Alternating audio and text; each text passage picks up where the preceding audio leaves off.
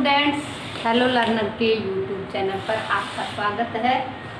आज हम कक्षा 9 के विषय गणित की प्रश्नावली 2.4 शुरू करते हैं।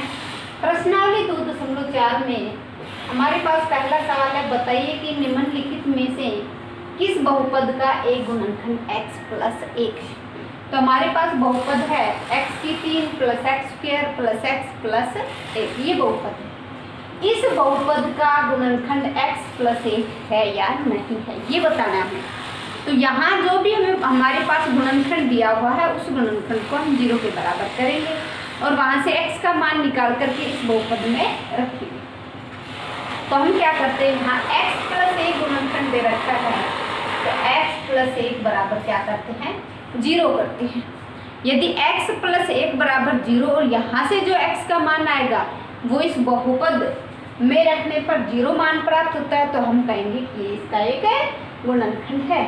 तो यहाँ से x + 1 बराबर 0 तो x बराबर -1। x बराबर -1 तो हमारा ये बहुपद है px = x³ + x² + x + 1 और बहुपद में x का मान रखेंगे -1। तो ये हो गया -1 की पावर 3 + -1 की पावर 2 + -1 + 1 -1 की पावर 3। -1 की पावर 3 का मतलब है -1 को 3 बार गुणा कीजिए और -1 को 3 बार गुणा करेंगे तो देखिए -1 गुणा -1 गुणा -1 माइनस कितनी बार आ रहा है, 3 बार। अगर माइनस जो है वो विषम बार आएगा तो उसका गुणा माइनस होगा, तो -1 प्लस -1 की पावर 2 यानी -1 को 2 बार गुणा करना है। तो माइनस और माइनस क्या हो जाएगा, प्लस। तो +1 -1 +1 ये सब कैंसिल हो रहे हैं तो यहाँ क्या आ गया, 0। तो हम कहेंगे गुणनखंड प्रमेय से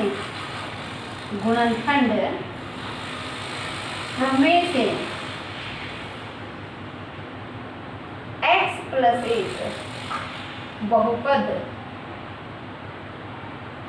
px का एक गुणनखंड है, एक गुणनखंड है। सेकंड भाग हमारा है x⁵ x⁴ + x⁵ x⁴ + x⁵ + x⁵ + x+। यहाँ पे हमें वही बताना है क्या x + 1 बहुपद इस बहुपद का एक गुणनखंड है। तो इस बहुपद का एक गुणनखंड है तो हम क्या करेंगे, यहाँ x + 1 को 0 के बराबर रखेंगे। x + 1 बराबर 0, यहाँ से x की वैल्यू क्या आएगी, -1 और उसको हम बहुपद px में रखेंगे। बहुपद हमारा है px = x⁴ + x⁵ + x⁵ + x + 1 और बहुपद में x के स्थान पे क्या रखेंगे, -1। तो -1 की पावर 4 -1 की पावर 3 -1 की पावर 2 -1 + या -1 की पावर 4 है यानी -1 की पावर 4 -1 को 4 बार गुणा करना है तो ये आएगा +1। ये आएगा -1 +1 -1 देखिए, एक में से एक गई 0, एक में से एक गई 0, बचा क्या। तो यहाँ हम कहेंगे x + 1 बहुपद px का एक गुणनखंड नहीं है, px का एक गुणनखंड नहीं, क्योंकि यहाँ हमारा जो px है उसका मान क्या नहीं आ रहा, 0 नहीं आ रहा है, इसलिए हम कहेंगे कि ये इसका एक गुणनखंड x + 1 बहुपद का एक गुणनखंड नहीं है। तीसरे भाग में हमारे पास है बहुपद x⁴ + 3x⁵ + 3x² + x + 1। ये हमारा बहुपद है। हमें ये बताना है कि x + 1 इस बहुपद का एक गुणनखंड है या नहीं है।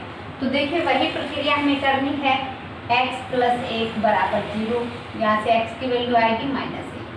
इस 1 को हम दाईं तरफ ले जाएंगे तो क्या आएगा, -1। ये x बराबर -1 बहुपद में रखेंगे। बहुपद क्या हमारा px = x⁴ प्लस 3x की 3 प्लस 3x की 2 प्लस x प्लस 1। बहुपद का मान रखेंगे -1 x की जगह, तो -1 की पावर 4 प्लस 3 -1 की पावर 3 प्लस 3 -1 की पावर 2 प्लस -1 प्लस 1। देखिए इसको हम हल करते हैं। -1 की पावर 4 यानी क्या आएगा 1, 3 और -1 की पावर 3 यानी 3 गुणा -1, 3 गुणा -1 प्लस का 3 गुणा 1 प्लस -1 प्लस 1। इनको हल करेंगे तो 1 -3 प्लस 3 -1 प्लस 1, 1 से 1 कैंसिल, 3 से 3, शेषफल क्या आ गया 1। अब शेषफल 1 आ गया तो 0 नहीं आया, इसलिए हम कहेंगे कि गुणनखंड x प्लस 1 इस बहुपद का गुणनखंड नहीं है। x प्लस 1 बहुपद px का एक गुणनखंड नहीं है। क्यों नहीं है गुणनखंड? क्योंकि यहाँ क्या नहीं आया, शून्य नहीं आया, इसलिए ये गुणनखंड नहीं है। चौथा भाग हमारा है x की 3 minus x square minus 2 plus √2x plus √2। या देखते हैं x का मान -1 देखते हैं। x प्लस 1 बराबर 0, तो x बराबर क्या आएगा -1। x बराबर -1 क्या करते हैं, बहुपद में रखते हैं। बहुपद हमारा है px x की 3 minus x square minus 2 plus √2 x plus का बहुपद में x का मान -1 रखेंगे तो -1 की पावर 3 माइनस -1 की पावर 2 माइनस 2 प्लस √2 और x के स्थान पे क्या रखेंगे -1 प्लस √2। देखिए -1 की पावर 3 -1 की पावर 3 -1 आएगा, -1 की पावर 2 प्लस 1 होगा, लेकिन भार आगे माइनस है इसलिए -1 माइनस और ये माइनस क्या हो जाएगा प्लस 2 प्लस √2 और प्लस √2। इन सबको हल करेंगे माइनस माइनस माइनस का 2 प्लस का 2 प्लस √2 प्लस √2। सबका मान रखेंगे, तो देखिए हल करने पर ये आ गया 2 √2। सबको हल करने पर क्या आ गया -2 से +2 कैंसिल हो गया और √2 में √2 जोड़ेंगे तो 2 √2। ये भी क्या है x प्लस 1 बहुपद px का एक गुणनखंड नहीं है, का एक गुणनखंड नहीं है। ये हमारा प्रश्न नंबर 1 के 4 भाग थे, चारों भाग समाप्त कर। देखिए प्रश्न नंबर 2 में हमारे पास क्या है, गुणनखंड प्रमेय लागू करके बताइए कि निम्नलिखित स्थितियों में से प्रत्येक स्थिति में gx px का एक गुणनखंड है या नहीं है। gx px का एक गुणनखंड है या नहीं है। तो पहला भाग हमारा है px इक्वल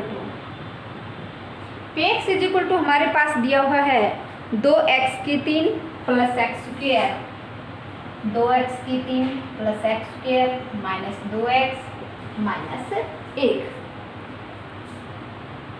और gx हमारे पास है x प्लस 1। gx क्या है x प्लस 1। तो किसका प्रयोग करते हैं, गुणनखंड प्रमेय लागू करके। गुणनखंड प्रमेय क्या है, जहां gx बराबर x प्लस 1 ये हमारा एक गुणनखंड है।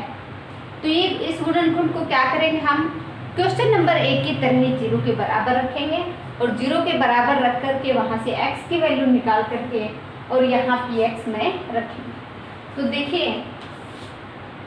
x प्लस 1 बराबर 0 यानी gx बराबर 0 और gx बराबर 0 का मतलब क्या है, x प्लस 1 बराबर 0 और x प्लस 1 बराबर 0 का मतलब x बराबर -1।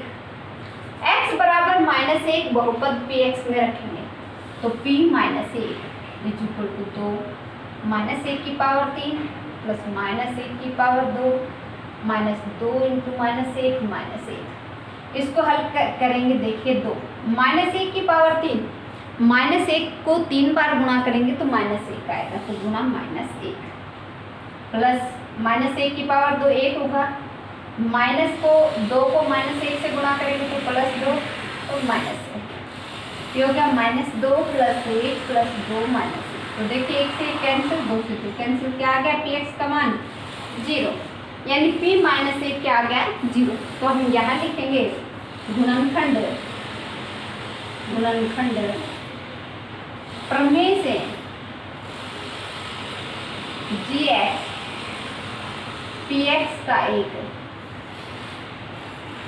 गुणनखंड है, px का एक गुणनखंड है। gx जो है वो px का एक गुणनखंड कब हुआ, जब px का मान 0 आया। दूसरे भाग में क्या है हमारे पास, बहुपद px जो है वो है x की 3 plus 3x square plus 3x plus 1 और gx क्या है x प्लस 2। तो gx x प्लस 2 इसका गुणनखंड है या नहीं है, यानी gx बराबर क्या करेंगे 0, अर्थात gx 0 के बराबर है, इसका मतलब है x प्लस 2 बराबर 0 और x प्लस 2 बराबर 0, तो x की वैल्यू क्या आएगी -2।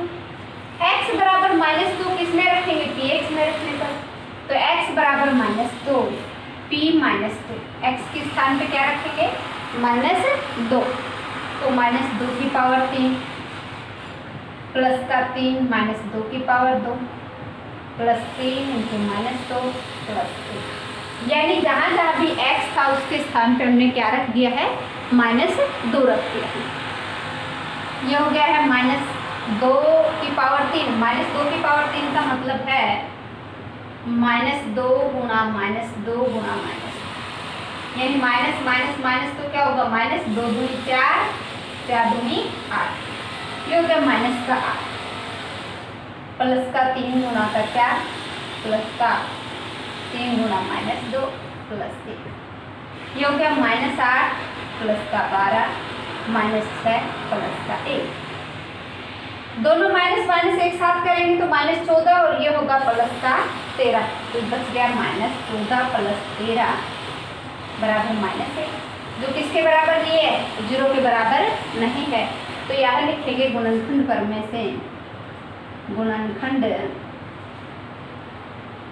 प्रमेय से gx px का एक गुणनखंड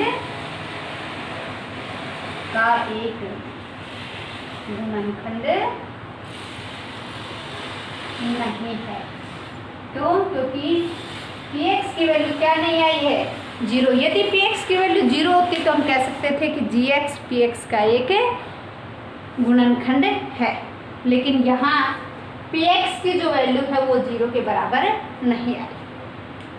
भाग नंबर 3 है हमारा px is equal to x की 3 माइनस 4x की 2 प्लस x प्लस 6 और gx क्या हमारा x माइनस 3।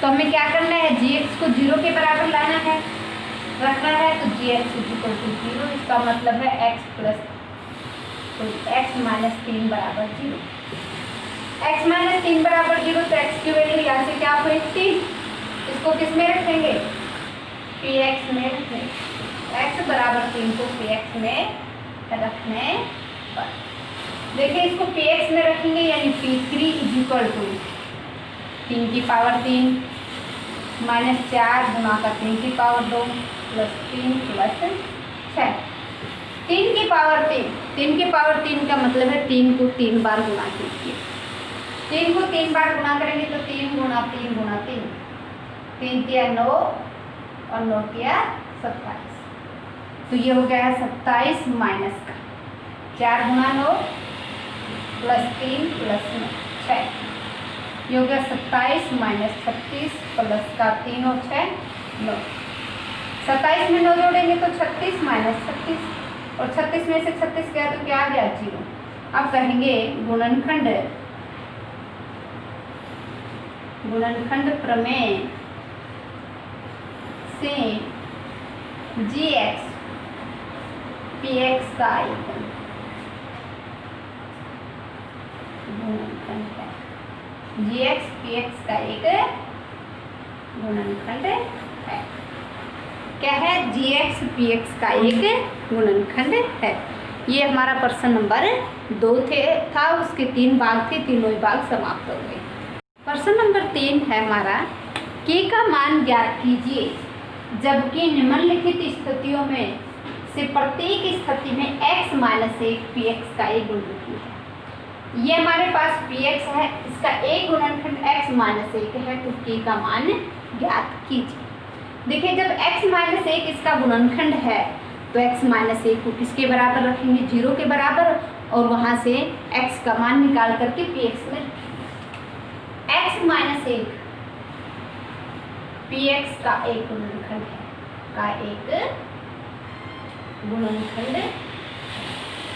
जब x माइनस 1 पी एक्स का गुणनखंड है तो क्या करेंगे? x माइनस 1 बराबर 0, और यहाँ से x बराबर क्या हो जाएगा? 1। x बराबर 1 को हम बहुपद में रखेंगे, p1 बराबर 1 की पावर 2 प्लस 1 प्लस 1। इसका गुणनखंड है तो p1 भी क्या होगा? 0 के बराबर होगा। 0 बराबर 1 प्लस 1 प्लस 1 और 1 2 प्लस k को जब हम इधर लाएंगे तो क्या होगा? -2 तो k की वैल्यू क्या हो गई? k -2। कब है k -2? जब x माइनस 1 इसका एक गुणनखंड है, और गुणनखंड है तो पी एक्स क्या होगा? 1 रखने पर 0 के बराबर होगा, और 0 के बराबर होगा तो k की वैल्यू क्या आ गई? -2। दूसरा भाग यहाँ है x माइनस 1 बराबर 0, क्योंकि x माइनस 1 क्या है? पी एक्स का एक गुणनखंड है, तो वो 0 के बराबर होगा।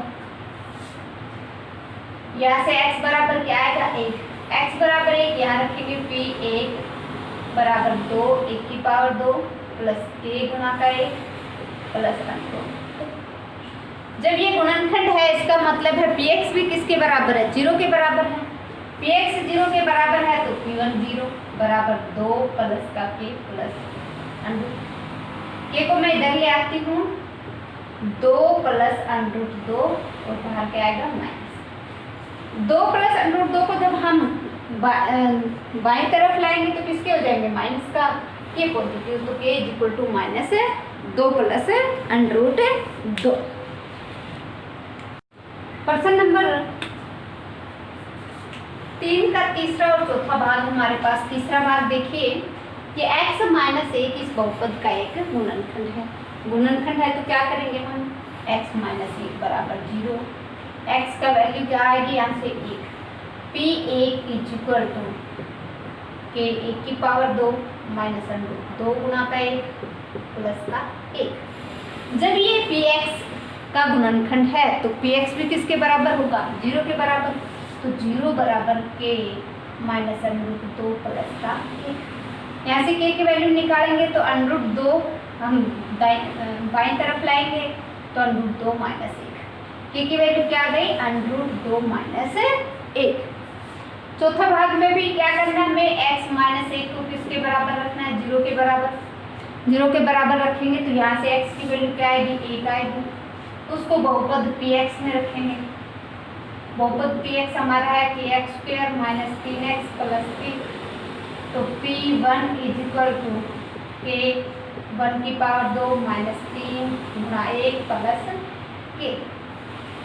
p1 किसके बराबर होगा? 0 के, क्योंकि x माइनस 1 क्या है? इसका एक गुणनखंड है, तो p1 0 के बराबर होगा, तो k² minus 3 k minus 3 plus k equal to 0। 1 का स्क्वायर तो 1 होता है, k से गुणा करेंगे तो क्या आएगा? k और k 2k माइनस 3 बराबर 0। 2 के बराबर क्या हो गया? 3, तो k की वैल्यू क्या आ गई? 3/, तो ये दो जो है ये 3 के साथ गुणा में है, तो ये इधर भाग में जाएगा। ये था हमारा प्रश्न नंबर 3। प्रश्न नंबर 4 में हमें गुणनखंड ज्ञात करेंगे। गुणनखंड ज्ञात करेंगे हम यहाँ, तो देखिए कैसे गुणनखंड करते हैं। यहाँ ये द्विघात बहुपद है, तो द्विघात बहुपद की जो जनरल फॉर्म होती है वो होती है ax² plus bx plus c। ये होती है द्विघात बहुपद की जनरल फॉर्म। यहाँ जो x² के गुणांक में है वो a है, x के गुणांक में है वो b है, और अचर जो पद है वो c। तो यहाँ देखिए a का मान 12 है, a इक्वल टू क्या है 12 है, b का मान क्या है -7। अगर यहाँ माइनस है तो क्या लेंगे माइनस, और प्लस है तो प्लस, और c का मान क्या है a।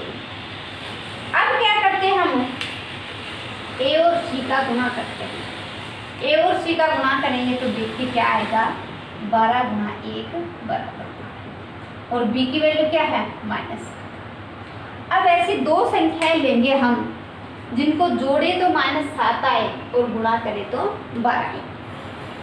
ऐसी दो संख्याएं लेंगे जिनको जोड़े तो क्या है -7 आए और गुणा करें तो क्या है 12 आए। तो मेरे हिसाब से एक संख्या -4 और एक संख्या है -3। दोनों का गुणा करेंगे तो माइनस और माइनस का गुणा +12, और जोड़ेंगे तो -4 प्लस -3 क्या हो गया -7। यानी जोड़े तो क्या आना चाहिए -7 और गुणा करें तो क्या आना चाहिए 12। अब ये 3 पद हैं, यहाँ इनको 4 पद बनाएंगे। देखिए कैसे बनाते हैं 12x², ये जो 7x है इसको हम लिखेंगे -4x -3x।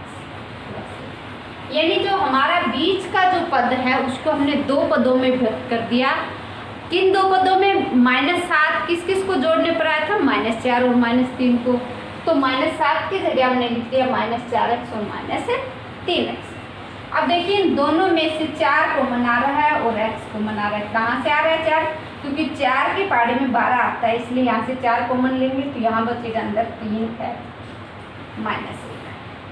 इन दोनों में से भी कुछ कॉमन आ रहा है, कॉमन आने के बाद ऐसा अंदर बचना चाहिए, तो यहाँ माइनस है तो -1 कॉमन ले लेते हैं, 3x -1 अंदर रहेगा। दोनों में से देखिए क्या कॉमन आ रहा है 3x -1, और यहाँ बच गया 4x और यहाँ बच गया -। तो ये हमारे गुणनखंड हो गए 3x -1 और 4x -1। ऐसे यहाँ करना, बड़े ध्यान से देखना, वही जनरल फॉर्म में ax² plus bx plus c हमेशा लिखने की जरूरत नहीं है, इसलिए यहाँ a की वैल्यू क्या लिखेंगे 2। यानी x² का जो गुणांक है वो a की वैल्यू होता है। अब x का जो गुणांक है वो किसकी वैल्यू होगा b की, और अचर पद c होता है। वही a गुणा c बराबर 2 गुणा 3 बराबर 6, और b क्या है 7। यानी ऐसी 2 संख्याएं लेनी है हमें जिनका गुणा, यहाँ गुणा है तो गुणा करें तो 6 आए और b का मान 7 है, यानी जोड़े तो 7 आए। तो मेरे हिसाब से ऐसी संख्या 6 और 1 है। 6 गुणा 1 6, और 6 में 1 जोड़ेंगे तो 7। अब हमें इन 3 पदों के बहुपद को 4 पदों में कन्वर्ट करना है, बदलना है। तो 2x की 2 तो एज इट इज, बीच वाले पद को 2 भागों में विभक्त करेंगे तो 7x को क्या लिखेंगे 6x प्लस का 1x, 6x प्लस का 1x। लेकिन x के साथ 1 का गुना, इसलिए इसको हम x ही लिखते हैं प्लस का 1। अब देखिए इन दोनों में से क्या कॉमन आ रहा है 2, क्या कॉमन आ रहा है 2 और x, तो 2x, x प्लस 3 अंदर रहेगा। देखिए x प्लस 3 अंदर, ऐसा ही यहाँ भी होना चाहिए। तो ये तो x प्लस 3 ही है, तो क्या कॉमन ले, जब कुछ भी कॉमन दिखाई नहीं दे तो 1 कॉमन आता है। यहाँ से क्या ले लें कॉमन 1, x प्लस का 3, और ये हो गया x प्लस 3 दोनों में से कॉमन आ रहा है, यहाँ से भी आ रहा है और यहाँ से भी। तो x प्लस 3 बाहर आ गया, अंदर बचा 2x प्लस का 1। ये क्या थे हमारे गुणनखंड थे। तीसरे भाग में भी हमें क्या करना है गुणनखंड करना है। वही तरीका, कोई नई चीज नहीं है। x² का जो गुणांक है वो किसकी वैल्यू है a की वैल्यू, x का गुणांक है वो किसकी वैल्यू है b की वैल्यू, और अचर पद है वो c की वैल्यू। किसका गुणा करेंगे a को c से गुणा करेंगे, यानी 6 गुणा -6, यह आ गया -36, और b की वैल्यू है 5। यहाँ गुणा है, इसका मतलब गुणा क्या आना चाहिए -36 और जोड़ क्या आना चाहिए 5। थोड़ा सा दिमाग लगाइए कि गुणा करें तो -36 और जोड़े तो 5। तो देखिए मेरे ध्यान में तो 9 प्लस -4, 9 में से 4 गई, यानी 9 में क्या जोड़ेंगे, -4 जोड़ेंगे तो क्या आएगा, -36। और 9 को -4 से गुणा करेंगे तो क्या आएगा, 9 में -4 जोड़ेंगे तो 5 आएगा, और -4 से गुणा करेंगे तो क्या आएगा, -36। हो गया, जोड़ तो 5 और गुणा -36। अब हमारे पास जो बहुपद दिया हुआ उसको 4 पदों में विभक्त करेंगे। 4 पदों में विभक्त, पहला पद 6x², दूसरे पद को 2 भागों में विभाजित करेंगे, क्या लिखेंगे, 9x -4x, प्लस और माइनस माइनस होता है इसलिए -4x माइनस। इन दोनों में से देखिए कौन कॉमन आ रहा है, एक तो कॉमन आ रहा है 2 और एक x, सॉरी 3x, क्योंकि 3 के पाड़े में 6 भी आता है और 9 भी आता है, इसलिए 3 कॉमन आएगा, 2x + 3 अंदर रहेगा। अब देखिए जैसा यहाँ अंदर है वैसा ही अंदर यहाँ रहना चाहिए। तो देखिए क्या कॉमन ले, एक तो ये दोनों प्लस के हैं तो माइनस कॉमन ले लेते हैं, एक 2 कॉमन ले लेते हैं तो अंदर बच गया 2x + 3। देखिए अंदर वाली दोनों संख्याएं सेम हो गई, 2x + 3, 2x + 3, 2x + 3 बाहर आ गया, यहाँ बचा अंदर 3x माइनस का, ये हमारे क्या हो गए। ऐसा ही हमें चौथे भाग में करना है। a की वैल्यू ध्यान में दीजिए क्या होगी, x² का जो गुणांक है वो a की वैल्यू, x का गुणांक क्या है, -1, जब माइनस हो आगे तो -1 लगेगा, -1 c बराबर गुणा करते हैं, a गुणा का c बराबर 3 गुणा -4, क्या होगा -12, और b की वैल्यू क्या है, -3। a गुणा c हो गया -12 और b की वैल्यू हो गई -1, यानी गुणा करें तो क्या आना चाहिए, -12 और जोड़े तो क्या है, -1। तो ध्यान से देखिए 3 में हम -4 जोड़े तो -1 आएगा, और 3 को -4 से गुणा करें तो क्या आएगा, -12। अब हमारे पास जो 3 पद का बहुपद है उसको 4 पदों में विभाजित करेंगे, 3x की 2 + 3x -4x -4। इन दोनों में से ध्यान से देखिए क्या कॉमन आ रहा है, 3x आ रहा है तो x + 1, इन दोनों में से -4 कॉमन आ रहा है तो x + 1, और दोनों में सेम क्या है, x + 1, x + 1, दोनों में से कॉमन ले लिया, यहाँ बचा 3x और यहाँ बचा -4। तो ये क्या हो गया हमारे गुणनखंड, और ये हमारे प्रश्न नंबर 4 के चारों भाग हमने कर लिए हैं।